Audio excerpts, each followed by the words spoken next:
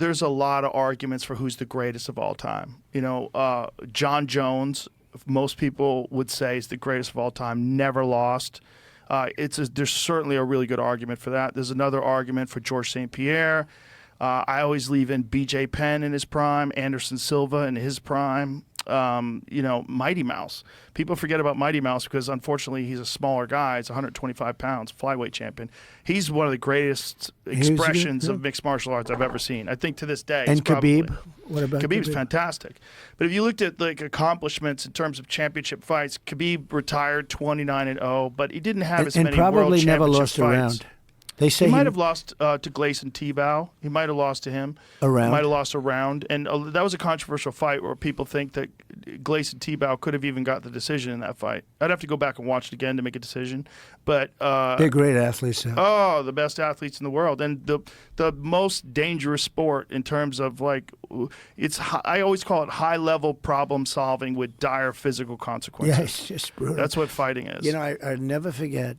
So there was a fighter named James Toney. Oh, yeah, I love James Toney. He fought as a very light fighter, and he ended up as a heavyweight. I mean, this guy went through everything. He was almost like a lightweight. He went from middleweight all the way up to heavyweight. Yeah, and beat Evander Holyfield as a heavyweight. And he was a real fighter. Oh, yeah. So James Toney, and I think it was, George St. Pierre? St. Pierre.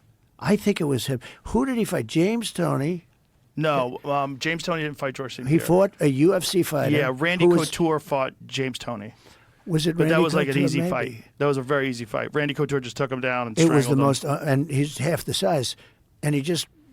Once he got to the ankles, in fact, the announcer said, "It's over." Yeah, and he put him to picked him, sleep. took him down, mounted him, strangled him. It was and pretty James, quick. he was, but he was talking big because he was much bigger. He was a pretty big guy. James just wanted to make some money. In that You think fight. so? Yeah. But I never forgot it. I don't think he knew what he was doing. over very quickly, and he was lying, sleeping on the mat, and he was talking. You know, he was doing the Muhammad Ali stuff, but it didn't work out.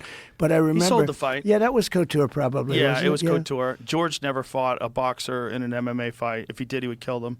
Was he one of the greatest? Yes, unquestionably. That's the argument. There's like a handful of guys you can make the argument is the greatest of all time. People forget about Anderson Silva. In his prime, he was unstoppable.